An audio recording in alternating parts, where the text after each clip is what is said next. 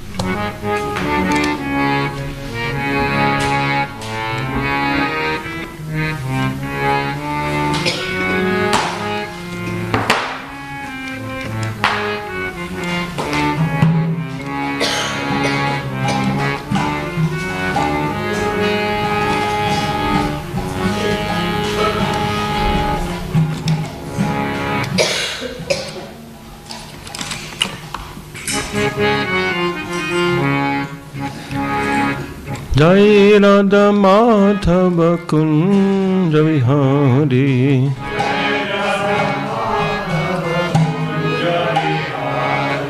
Jai Radha Madhava Kunja Vihari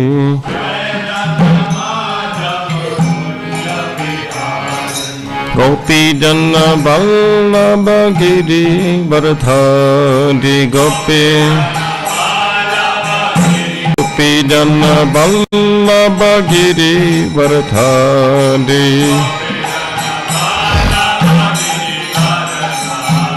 Yashoda Nandana Braja Janaranjana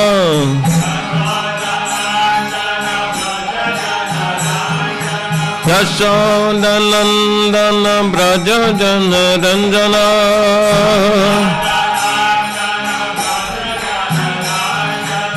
Yamunatiravanachahade Yamunatiravanachahade Yamunatiravanachahade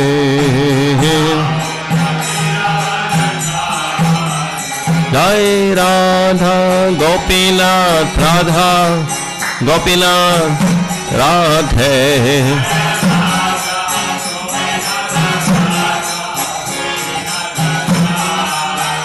Jai Prabhupada Prabhupada Prabhupada Jai Prabhupada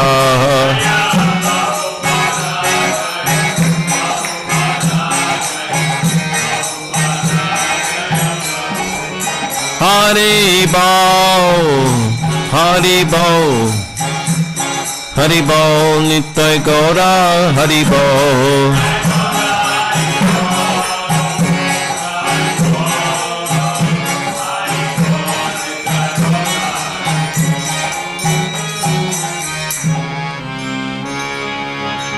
Nitai Gaur Premanande Shri Harinam Sankirtan Yagi ki jai Grantara Srimad Bhagavatam ki jai Shri Venkatesa Bhakti Vedanta Swami Srila Prabhupada ki jai Skambartmana Guru Vrinda ki jai Samaveta Bhakta Vrinda ki jai All glories to the assembled devotees All glories to Shri Guru and Shri Gauranga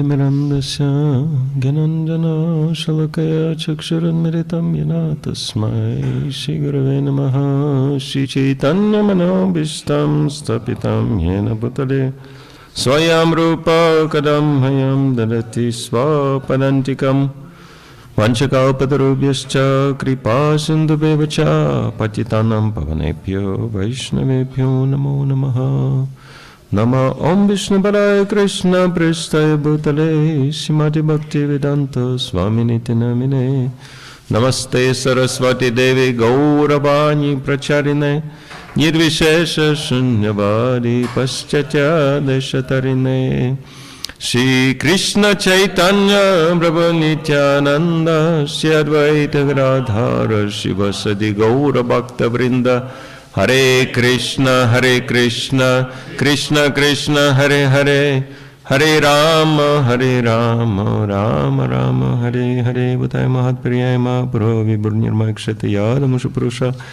Bhunkte Gunan Sudasa Sudasatmakalam Krishishta Bhagavan Vachamsi Me. Om Namo Bhagavate Vasudevaya. Om Namo Bhagavate Vasudevaya. Om Namo Bhagavate Vasudevaya.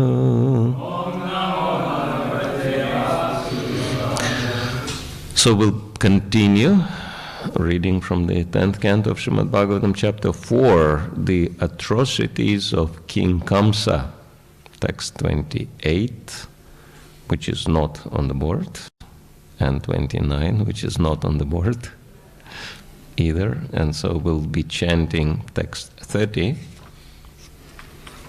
So we'd have to...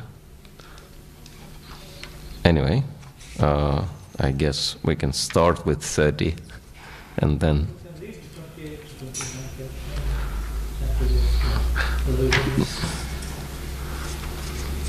Normally, yeah.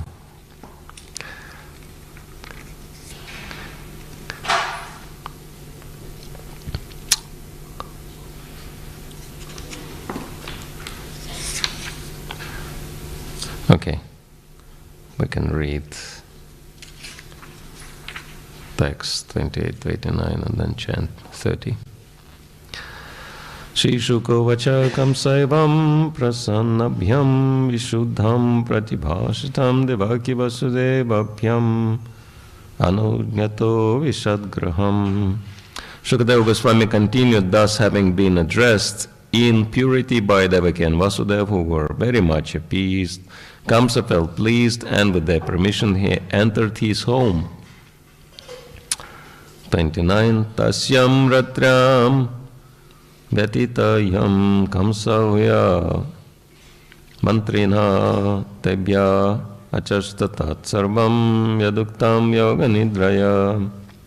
After that night passed, Kamsa summoned his ministers and informed them of all that had been spoken by Yogamaya, who had revealed that he who was to slay Kamsa had already been born somewhere else.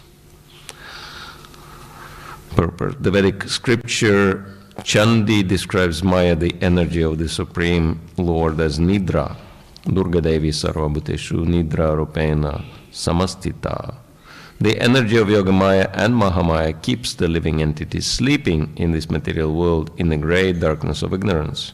Yogamaya, the goddess Durga, kept Kamsa in darkness about Krishna's birth and misled him to believe that his enemy Krishna had been born elsewhere. Krishna was born the son of Devaki, but according to the Lord's original plan, as prophesied to Brahma, he went to Vrindavan to give pleasure to Mother Yashoda and Nanda Maharaj and other intimate friends and devotees for 11 years. Then he would return to kill Kamsa. Because Kamsa did not know this, he believed Yogamaya's statement that Krishna was born elsewhere, not of Devaki. Text 30. Please chant responsibly. Akarnya braturgaditam Akarnya bharturgaditam Tamuchu deva shatrava Tamuchur deva shatrava Devan prati kritamarsha Devan prati kritamarsha Daityana nati kovida Daityana nati kovida Akarnya bharturgaditam Tam uchurdeva shatravaha Devan prata kritamarsha Devan prati kritamarsha Daityana nati kovida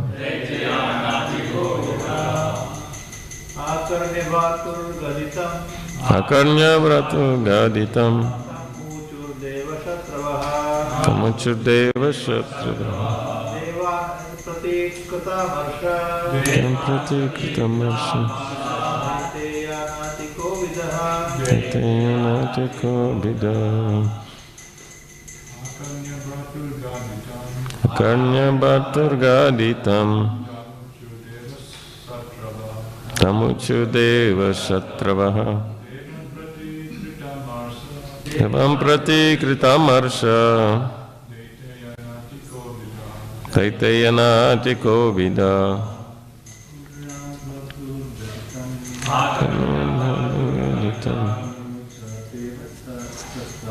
Tamuchurdeva shatravaha Devan prati kritamarsha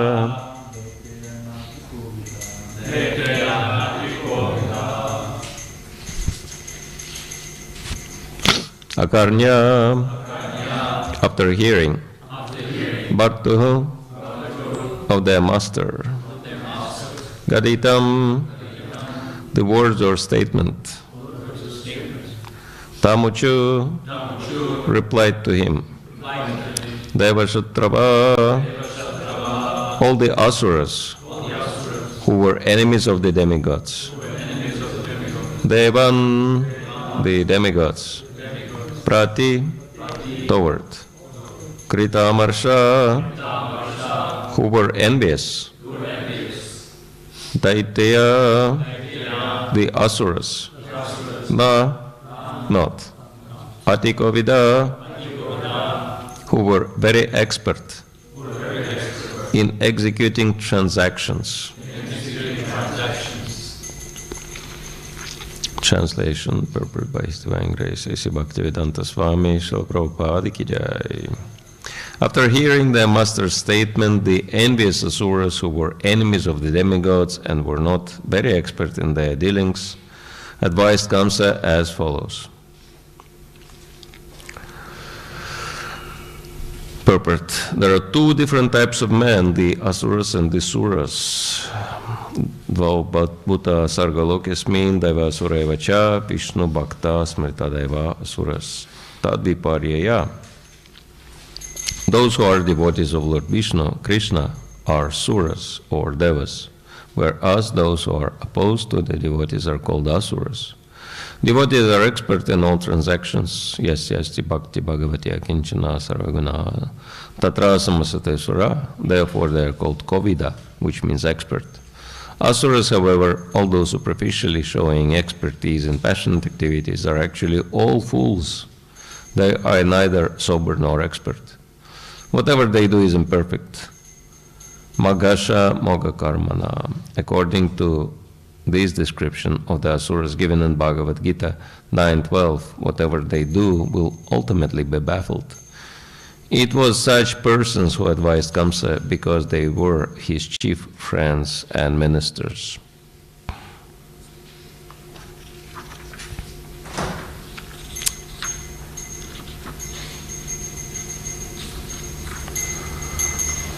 So,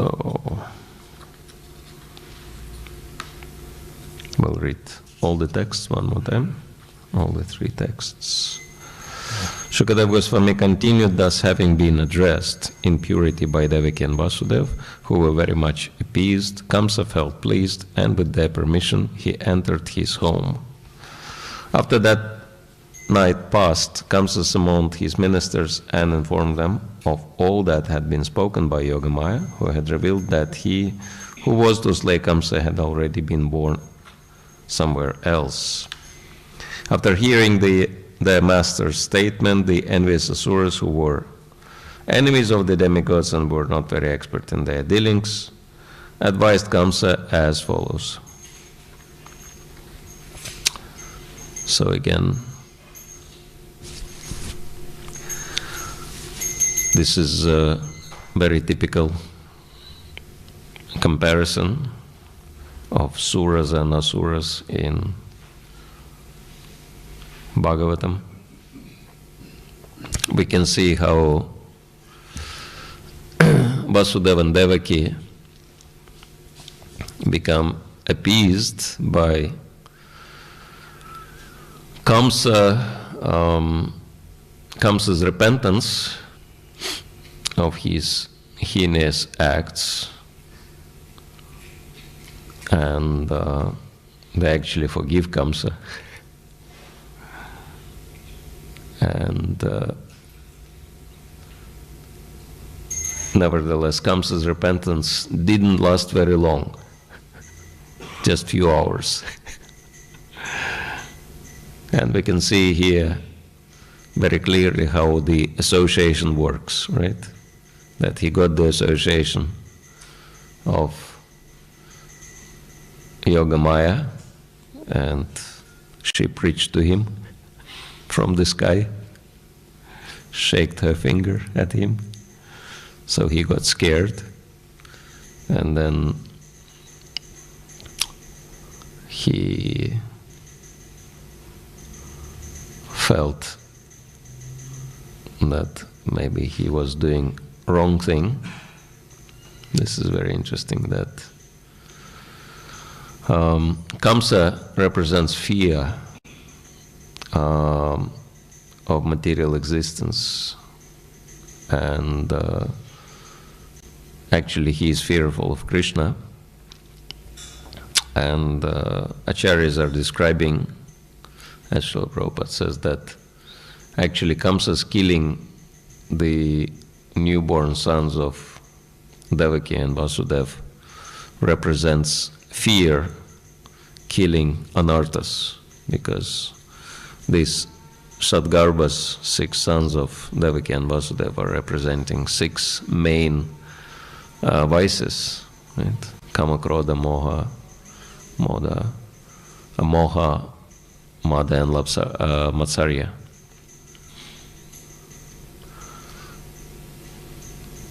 Lust, greed, anger, pride, illusion and envy. And so actually these are destroyed by the fear.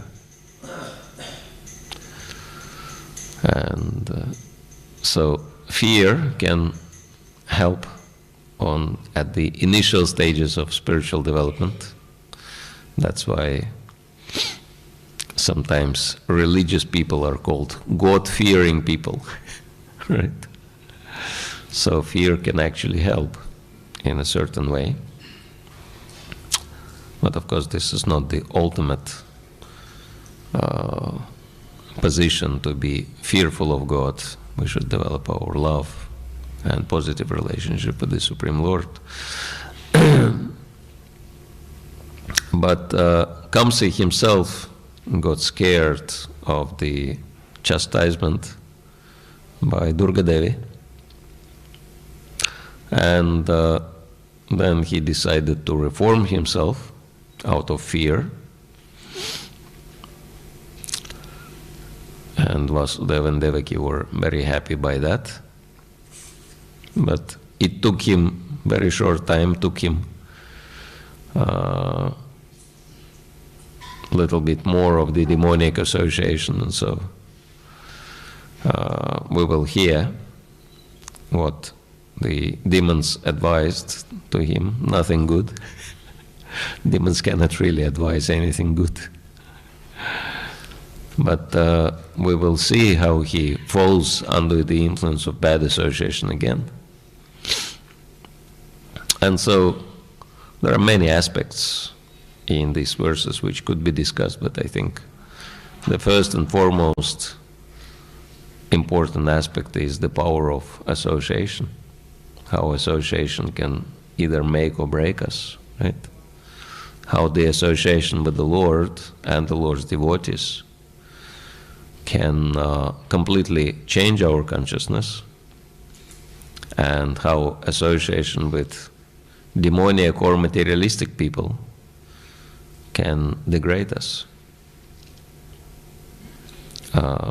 It's like a story of one criminal who heard that the princess of the kingdom he lived wanted to marry a sadhu. Somehow this princess, she had very strange desires. She didn't want to marry a prince, she wanted to marry sadhu. And she was adamant about her desire, and she actually forced her father to call all the sadhus in the kingdom so that she could choose one sadhu. So it was kind of Swayamvara, but instead of princes, there were sadhus involved. Anyway, king didn't even tell the sadhus why he was calling them, because he was thinking if they would know, maybe they won't come, and he was right. So he just requested sadhus to come to his palace, and sadhus respected king's request, and they came. And when they all gathered in the, Raj Sabha, in the royal assembly, king told them, actually, I have to tell you the truth. Why did I call you? But anyway, before that happened, when that became known that princess wants to marry a sadhu, and so king is calling all the sadhus of the kingdom for her daughter to choose a husband from.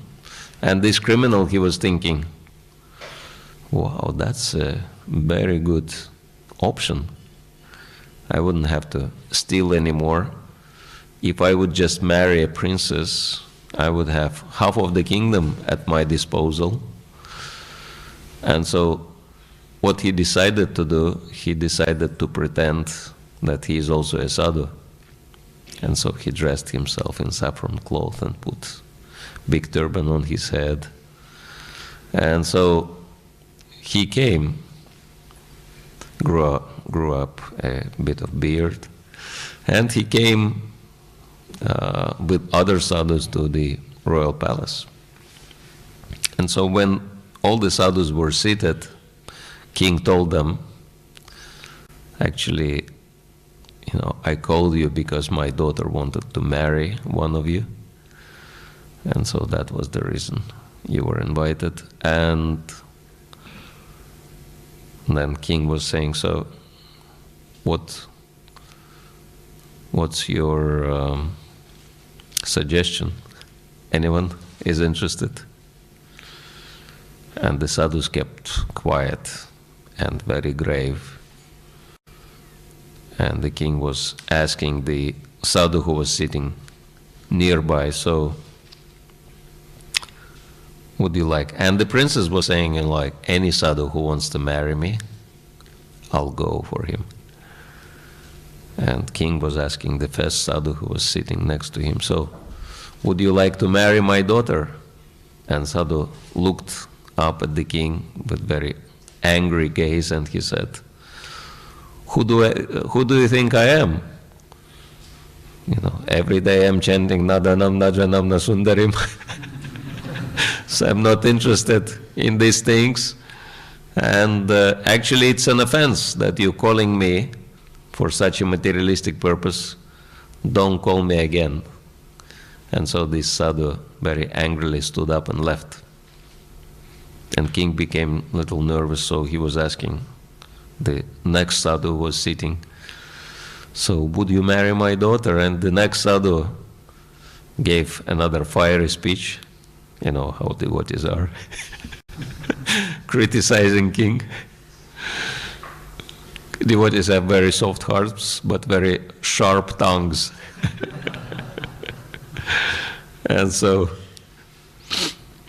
And then he also stood up angrily and left. Then king became even more nervous, asking, next sadhu, same story. And so one by one, all the sadhus were blasting the king and leaving the palace. And when it was going on, our criminal, he was sitting and rubbing his hands. Wow! Very soon, it will be my turn. And of course, let all these sadhus refuse, I'll have better chances, right? And he was so excited, and he was just waiting to be asked to say, yes, sure, why not?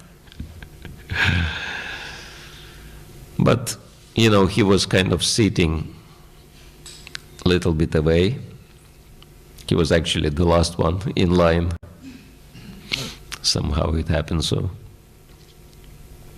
And he was sitting there and listening to all the preaching of all these sadhus about the futility of material existence and dangers of attachments and all these things, He heard quite a few short but very emotionally charged classes. And his mind started changing. And he was thinking, this is actually true what they're saying, that material life is the place of misery, and attachments, they're just increasing our misery. And so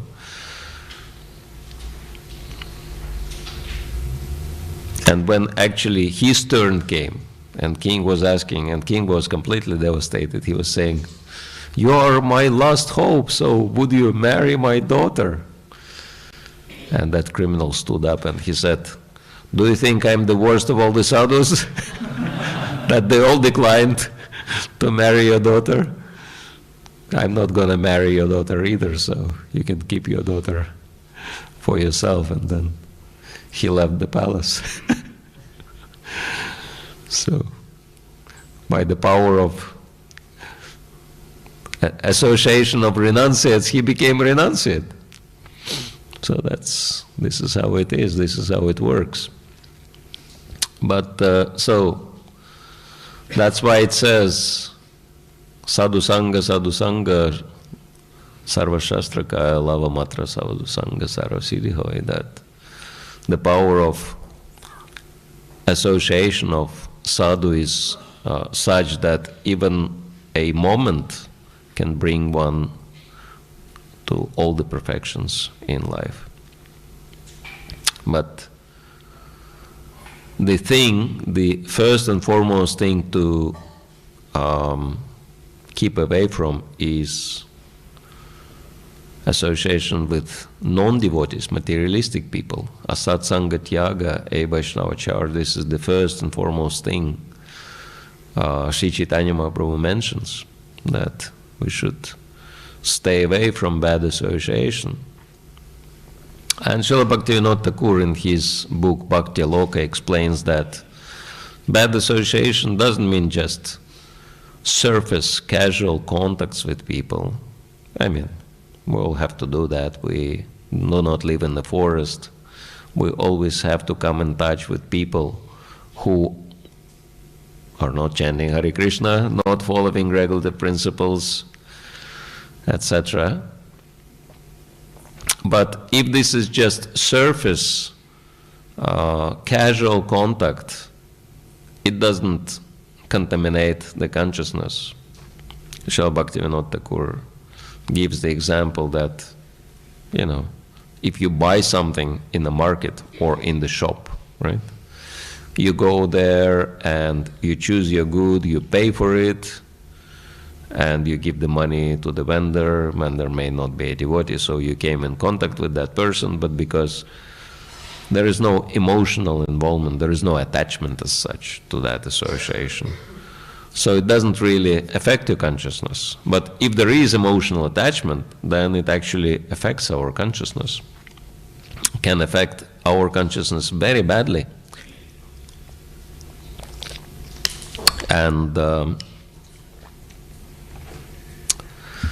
in his seminar, Curing the Souls in Vaishnava Communities,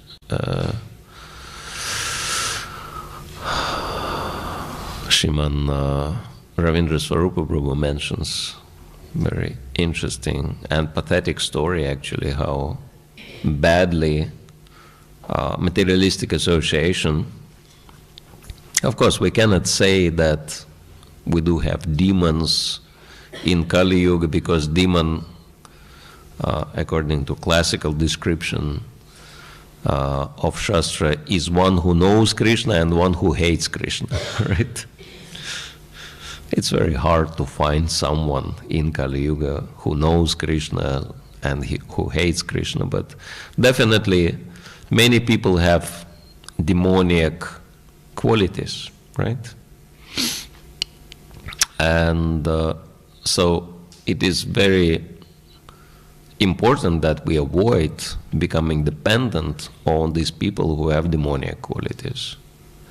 And so the story he told was involving two Prabhupada disciples who unfortunately fell victim of their material desires and left practices of devotional service and left devotional association and tried to go back to their old lifestyle of sense gratification. And they were friends, so they supported each other, but somehow they could not really enjoy because they felt guilt every time they broke regulative principle. And it was very hard for them to enjoy like that. And they decided that we have to do something about it. And they went to a psychologist. Psychologists, they become like gurus for modern people, right? Because whatever psychologists say, they follow. And they were explaining the predicament, and the psychologist, who unfortunately happened to be very materialistic, atheistic man, he inquired, he found out who they are, what their background, etc. Why do they feel so bad when they engage themselves in sinful activities? Normally people are supposed to feel good. So why do they feel bad? So they explained to him actually everything about Krishna consciousness, including everything about Srila Prabhupada. And then the psychologist said, now I understand, you feel so miserable because you still have some respect for your guru, some appreciation for your guru, and naturally, because you know that you're doing something he does not approve, you feel bad, so that is the problem. And then he gave them the remedy. He said, you have to destroy respect for your guru, and you have to criticize and blaspheme your guru on regular basis. In this way you will destroy all respect to him, towards him, and in this way you can peacefully enjoy sense gratification. That's a very horrifying example of becoming a victim of bad association, because it's one thing to commit sinful activity, which can be quite easily forgiven by the Lord, because conditioned souls naturally have this tendency. It's understood. But to commit Vaishnava aparat, offense against devotee, especially pure devotee like Srila Prabhupada, that was millions and billions times worse than any sinful activities. Then all sinful activities in the world would not be worse than one offense against pure devotee. And so, unfortunately, this stupid psychologist, he gave them so-called cure, which was worse than the disease, right? It's like you come to the doctor and you say, oh, I have a headache, and doctor says, oh, I have very nice remedy for you. No head, no headache, right? Let's chop it off. So, unfortunately. But this is very instructive story for all of us to, avoid bad association. And this is what we mean under bad association, to become dependent emotionally, mentally, psychologically of those people who have demoniac or materialistic consciousness. And so we can see very clearly in here that because Kamsa depends on his allies, right? On his ministers, etc., and then they advise him against becoming a good person. They say, no, you should become even more vicious. We'll hear all their advices. And Kamsa decides to follow all this. And so, for us it is very relevant, because many times we feel victims of material desires. It's not so easy to practice Krishna consciousness as some of you who have been practicing for a while probably noticed, right? Because so many material desires and so much conditioning we have to overcome, right? Let's see if anyone noticed that Krishna consciousness is not easy. Okay.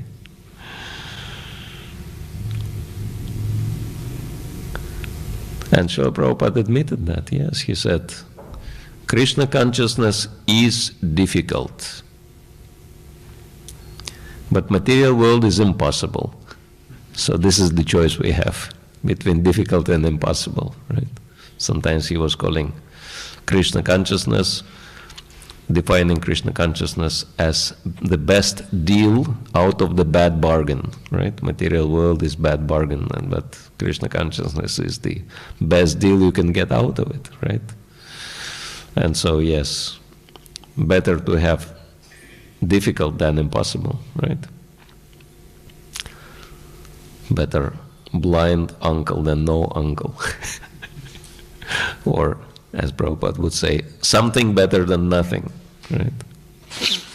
And so, yes, we follow Krishna consciousness imperfectly, but still, it's better to follow something nice imperfectly than perfectly follow something bad, right?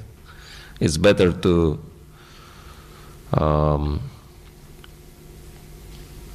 as they say, it's better to be relatively wealthy than absolutely poor, right? Or better to be the, the last of the wise than the first of the fools amongst fools, right? And so it's better to be bad devotee than good materialist. And so devotees understand that, but still the power of bad association, and it's really important for us to understand that the material conditioning we struggle so much to overcome.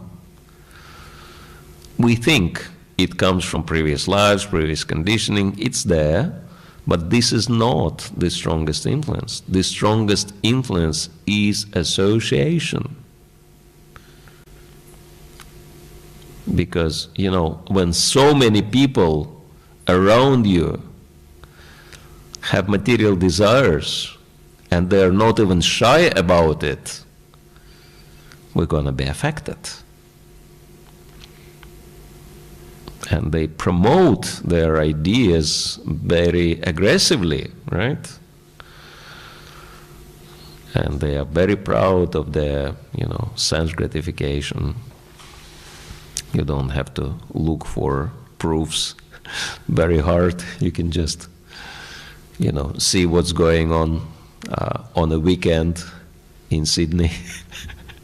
So many people gratifying their senses, right?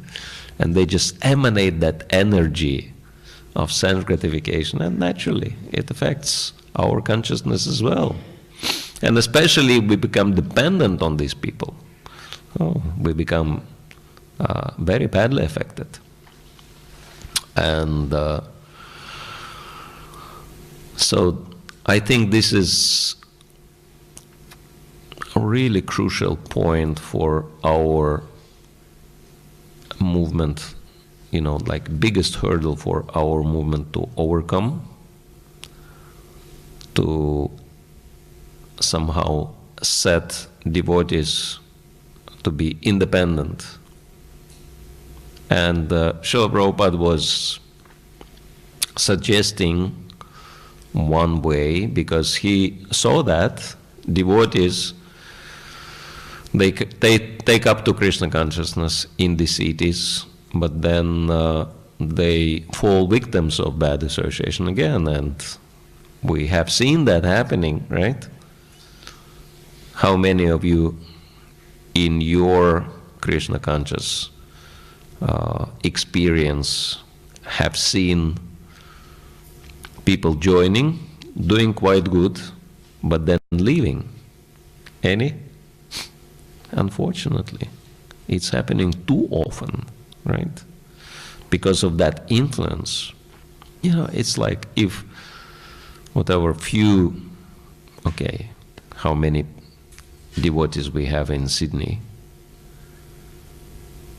1,000? Less? 1,000? And how many people live in Sydney? Huh? almost 5 million. So you have 1,000 against 5 million, it's like, what are the chances? So we're getting so much bombarded by all this stuff from all sides. It's not surprise, actually. That's why Bhaktisiddhanta Saraswati was saying, don't be surprised with those who go, be surprised with those who still stay, who stick around despite of all odds. It's pretty hard, it's really, really hard. And so Srila Prabhupada had an idea that maybe we go to farm communities and become independent on, this materialistic society and live separate, and so in this way we'll be isolated from bad influence, right? But it's another 50 years of, trials and failures. I met original Hamsadutta Prabhu in California. He lives there now. And he told me a very interesting story about Srila Prabhupada. He said when one time Srila Prabhupada was invited to visit Bangladesh, and because Bangladesh has many holy sites associated with Lord Chaitanya's associates. And so he went with few disciples to one of those holy places, and he was received very, very nicely, and he was given a hut to stay in, with attached roof and, like cow dung floor and walls, and everything was so clean, and birds are chirping, and, it's like very idyllic atmosphere. And Srila Prabhupada sat in that hut, and disciples sat on the floor, including Hamsadutta Prabhu, and Prabhupada said, look how nice it is here. We should all live like this only, in villages, in huts. And Hamsadutta looked at Srila Prabhupada and he said, Srila Prabhupada, I share your feeling. I think it's really good. But, because I'm a city boy, I'm not really sure if I would last very long in this environment. And Prabhupada looked at him and he said, you're right. I'm not even sure about myself because I'm also a city boy. So it's pretty hard, as we know from our 50 years of history. Because those who joined in the city and they get used to the city atmosphere, to adjust to simple life in farms is pretty difficult. And then one other senior devotee made a very interesting point. He said, even if we will try to escape from the cities and settle in farm communities, and even if we will successfully organize everything very nicely there, taking cow protection and self-sufficiency, etc. But then, materialistic society will continue to degrade. Because it's actually the devotees who, even though our influence upon them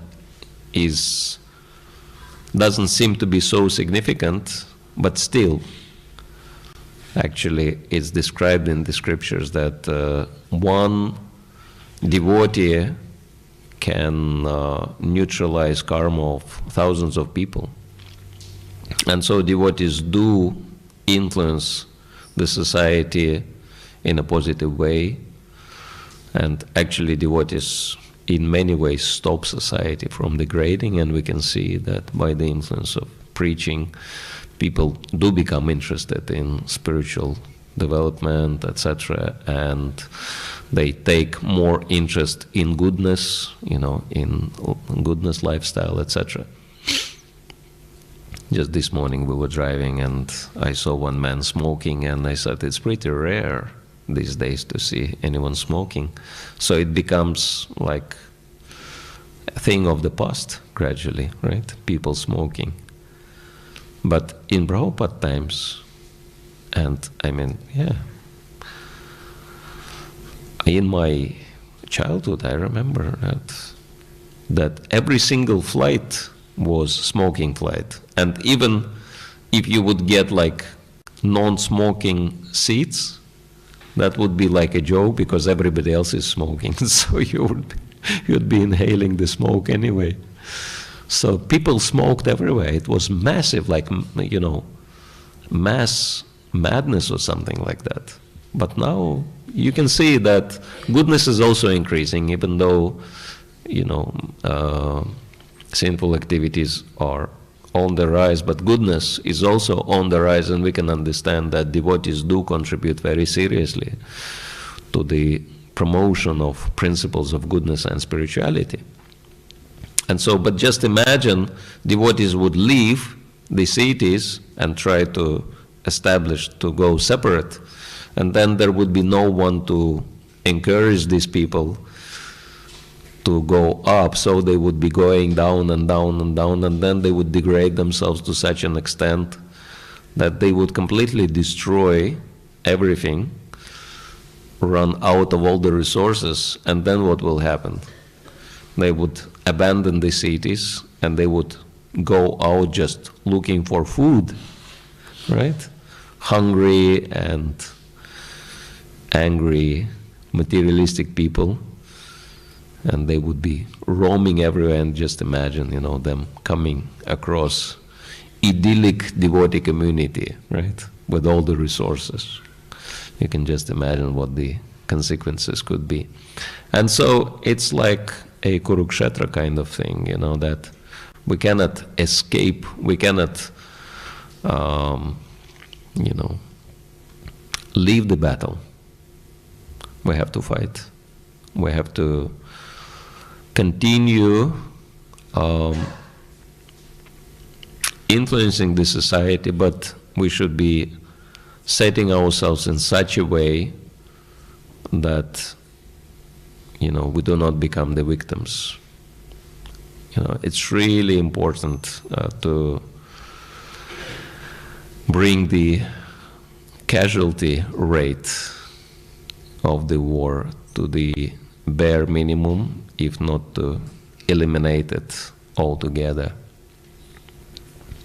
And I think if we would do that, that would make Srila Prabhupada very, very happy, because he was very concerned and very upset, even by seeing one devotee leave, right? And so he was making a lot of effort to protect the devotees from bad influence and even bring them back, right? And so for that end, at least for that end, we should try our best to set ourselves in such a way that we are in the world, but not of the world, in a sense that we are in materialistic environment, but our activities and the way we earn our livelihood is not putting us in the position when we have to depend on those people, right, to the maximum.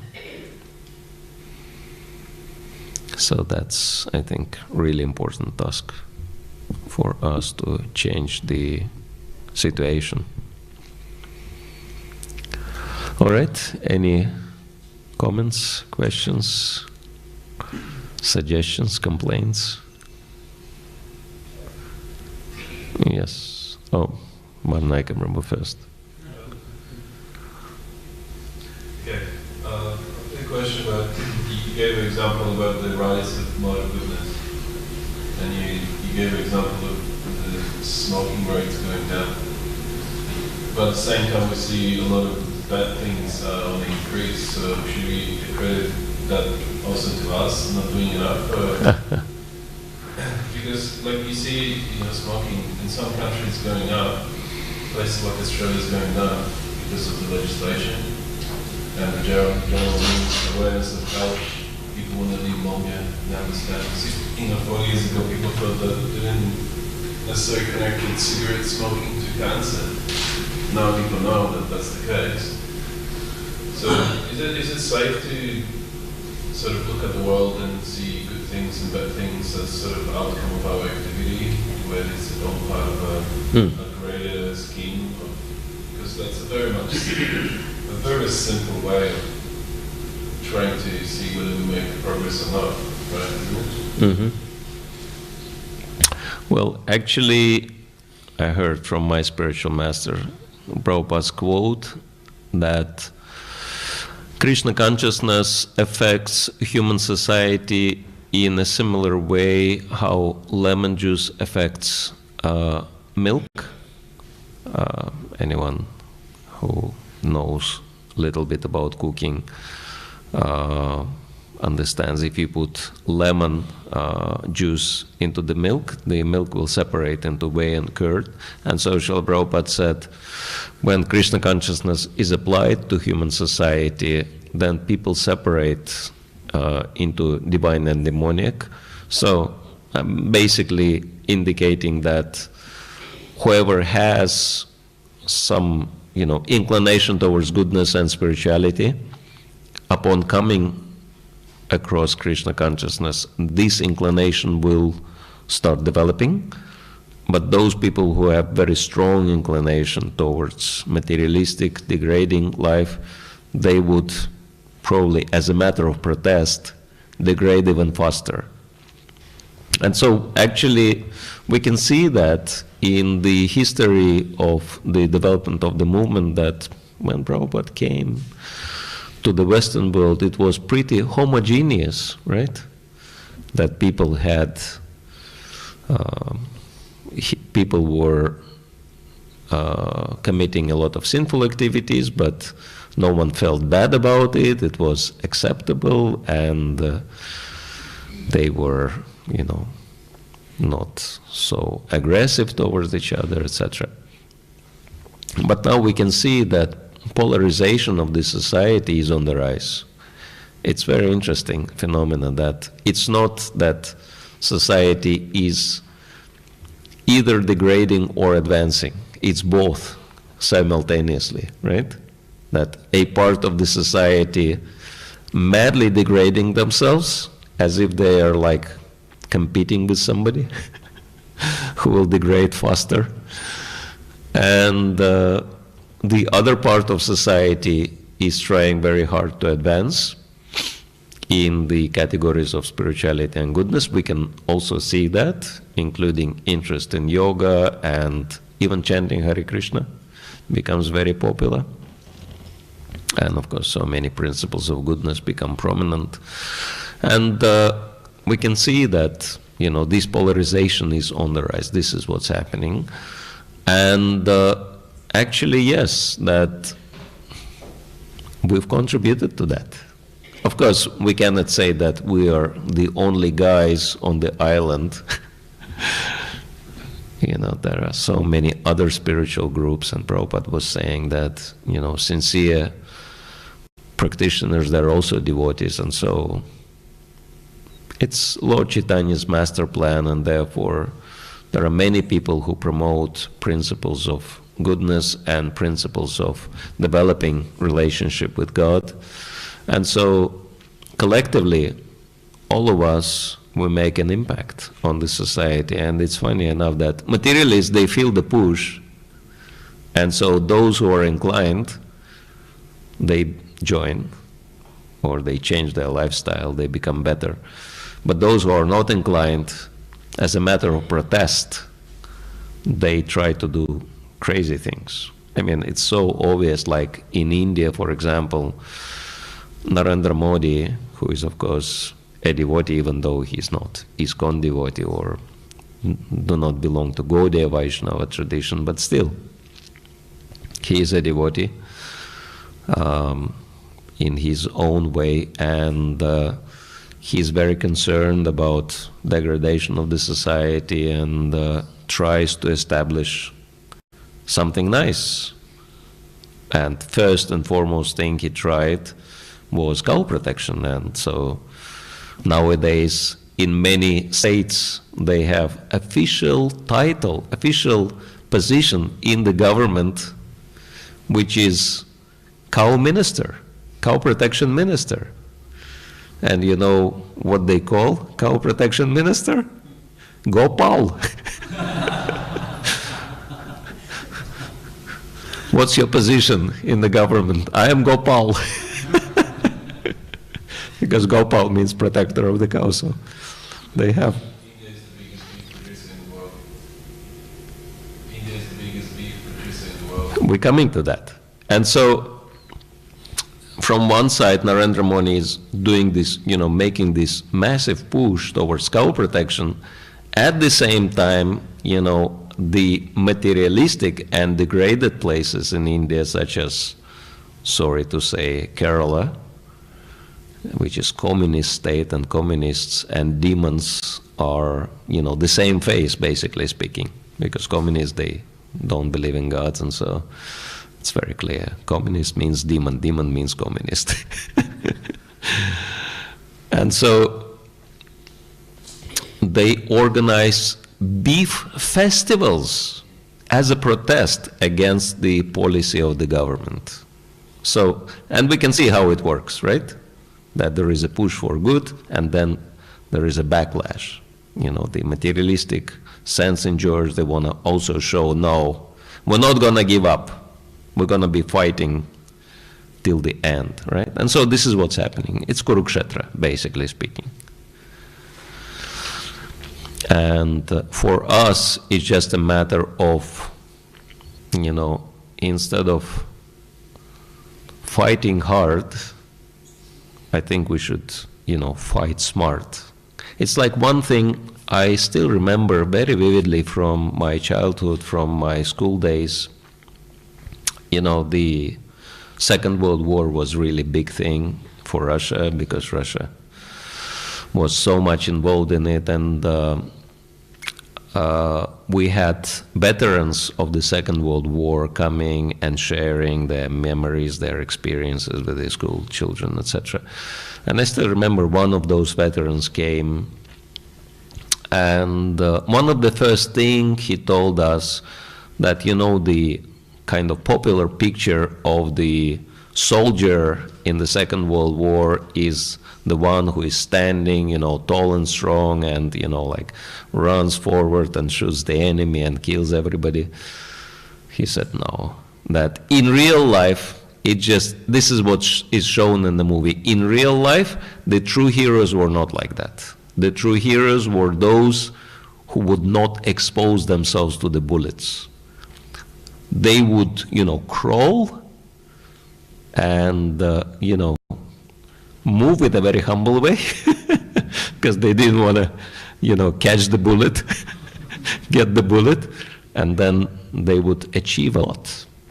And so I think, because our process is bhakti yoga, and, we bring that fighting analogy because, it's also, we can say informational war, and also war on influence, who will influence the society more, spiritual people or materialistic people. We have to learn how, instead of fighting hard, which we have done for many years, I think we have to learn how to fight smart. And as it says, get in as a needle and out as a plow, because unfortunately, our approach was in as a plow, and nothing happens, right? You can't even get in. So, yeah. Because Bhakti Yoga is Buddhi Yoga, Yoga of intelligence, and it's very important for us to think, how do we actually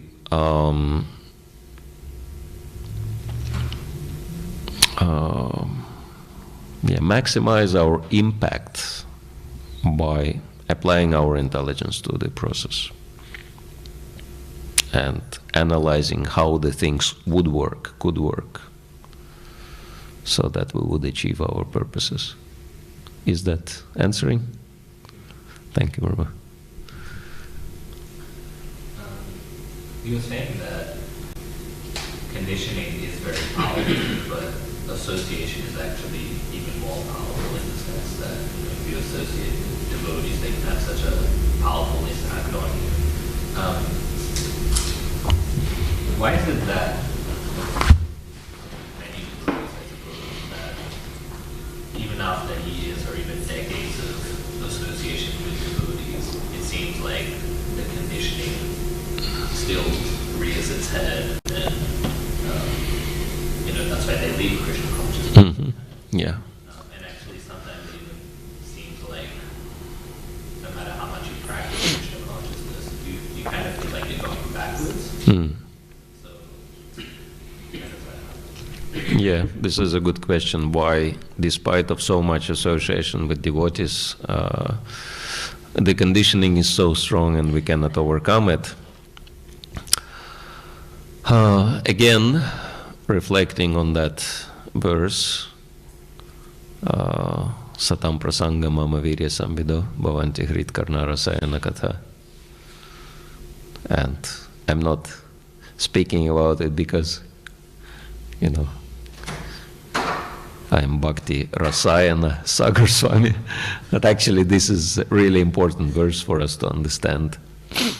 That it says Satam prasanga, very deep association, because pra means prakrishta rupena, right? Intensifying prefix before the word, and sangha is of course association. So satam prasanga means very deep and very meaningful association with devotees. Mama virya samvido, if in that association my wonderful pastimes are described or discussed, then bhavanti hrit karna Rasayana katha, then those discussions, they give full satisfaction to the ear and the heart. They come as Rasayana katha, as nectarian topics.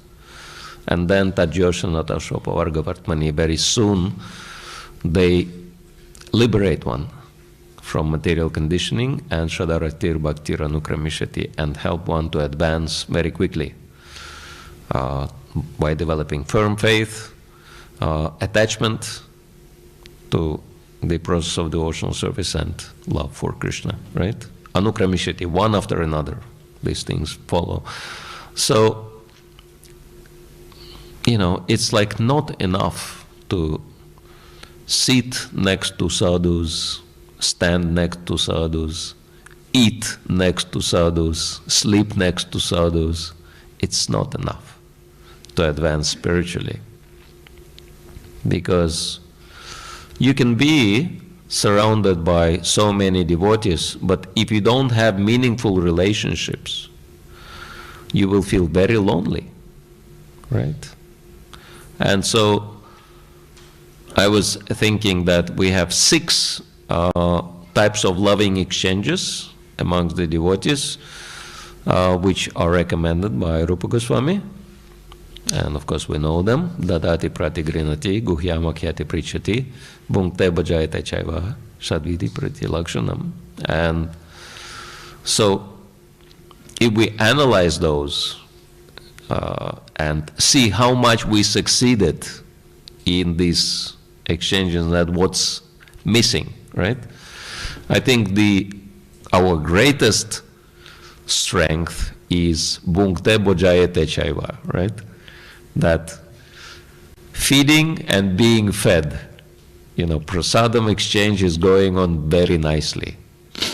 There have been no recorded case of starvation death in ISKCON, right? Even though there have been quite a number of cases death of overeating prasadam, unfortunately. So, prasadam exchange amongst devotees is like almost perfect, right? We can even say that sometimes it's overdone.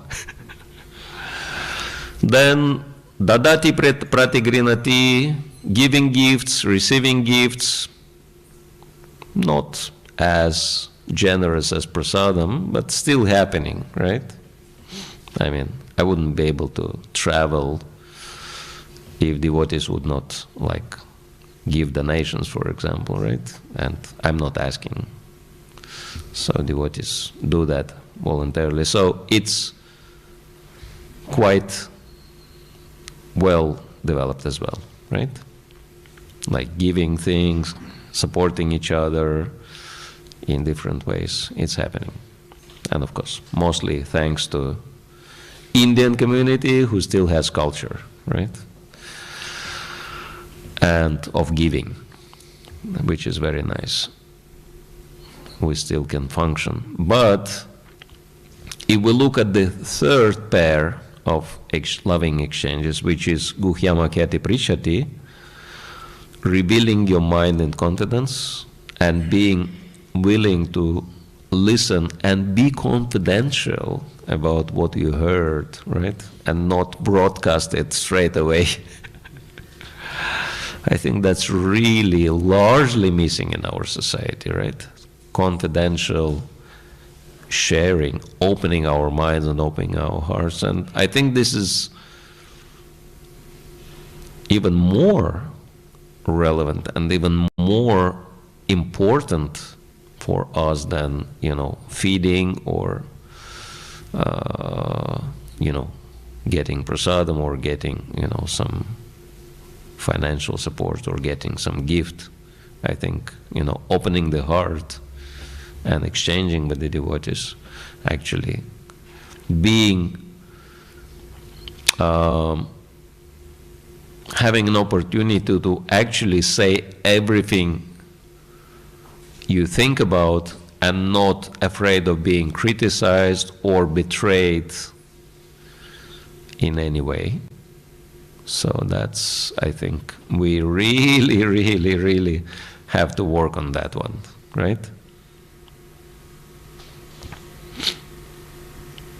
So I think this is where the real deep association comes in.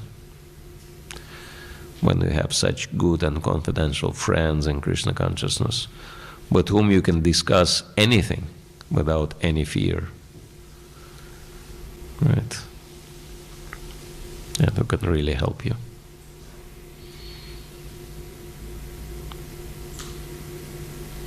And we should have at least one or two friends like that. Otherwise, it's almost impossible to survive in the long run.